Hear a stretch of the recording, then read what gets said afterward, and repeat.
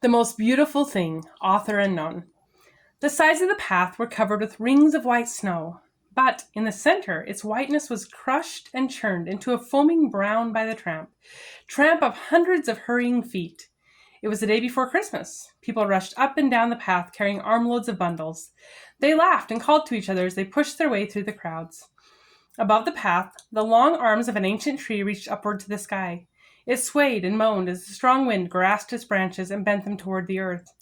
Down below, a haughty laugh sounded, and a lovely fir tree stretched and preened its thick green branches, sending a fine spray of snow shimmering downward to the ground. I should think, said the fir in a high, smug voice, that you'd try a little harder to stand still. Goodness knows you're ugly enough with the leaves you've already lost. If you move around any more, you'll be quite bare. I know, answered the old tree. Everything is put on its most beautiful clothes for the celebration of the birth of Christ. Even from here I can see the decorations shining from each street corner. And yesterday some men came and put the brightest, loveliest lights on every tree along the path. Except me, of course. He sighed softly, and a flake of snow melted in the form of a teardrop that ran down his gnarled trunk. Oh, indeed. And did you expect they'd put lights upon you so your ugliness would stand out even more? Smirked the fir. I guess you're right, replied the old tree in a sad voice. If there were only somewhere I could hide until after the celebrations are over. But here I stand, the only ugly thing among all this beauty. If they would only come and chop me down. And he sighed sorrowfully. Well, I don't wish you any ill will, replied the fir, but you are an eyesore. Perhaps it would be better for us all if they came and chopped you down.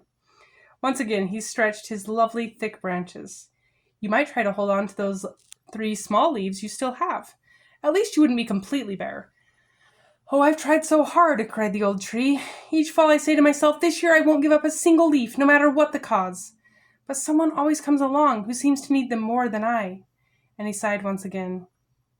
I told you not to give away so many to that dirty little paper boy, said the fir. Why, you even lowered your branches a little so that he could reach them. You can't say I didn't warn you then. Yes, you did at that, the old tree replied. But they made him so happy. I heard him say he would pick some for his invalid mother. Oh, they all had good causes, mocked the fir. That young girl, for instance, colored leaves for her party. Indeed, they were your leaves. She took a lot, didn't she? Said the old tree, and he seemed to smile. Just then a cold wind blew down the path, and a tiny brown bird fell to the ground at the foot of the old tree and lay there shivering, too cold to lift its wings. The old tree looked down in pity, and then quickly he let go of his last 3 leaves. The golden leaves fluttered down and settled softly over the shivering little bird, and it lay there quietly underneath the warmth of them. Now you've done it, shrieked the fir. You've given away every single leaf. Christmas morning, you'll make our path the ugliest sight in the whole city. The old tree said nothing. Instead, he stretched out his branches to gather what snowflakes he could, that they might not fall on the tiny bird. The young fir turned away in anger, and it was then he noticed a painter sitting quietly a few feet from the path, intent upon his long brushes and his canvas. His clothes were old and tattered, and his face wore a sad expression.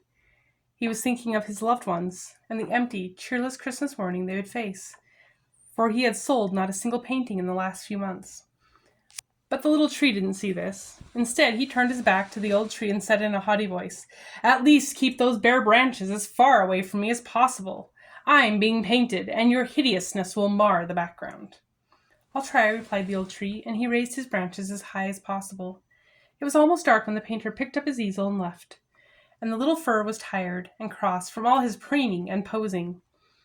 Christmas morning he awoke late, and as he proudly shook away the snow from his lovely branches, he was amazed to see a huge crowd of people surrounding the old tree, eyeing and oohing as they stood back and gazed upward.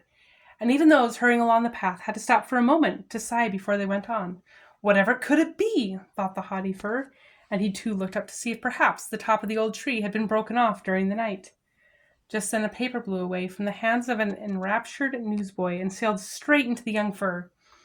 The fir gasped in amazement, for there on the front page was the picture of the painter, holding his painting of a great white tree, whose leafless branches, laden with snow, stretched upward into the sky, while below lay a tiny round bird, almost covered by 3 golden leaves. And beneath the picture were the words, The most beautiful thing is that which hath given all. The young fir quietly bowed its head beneath the great beauty of the humble old tree.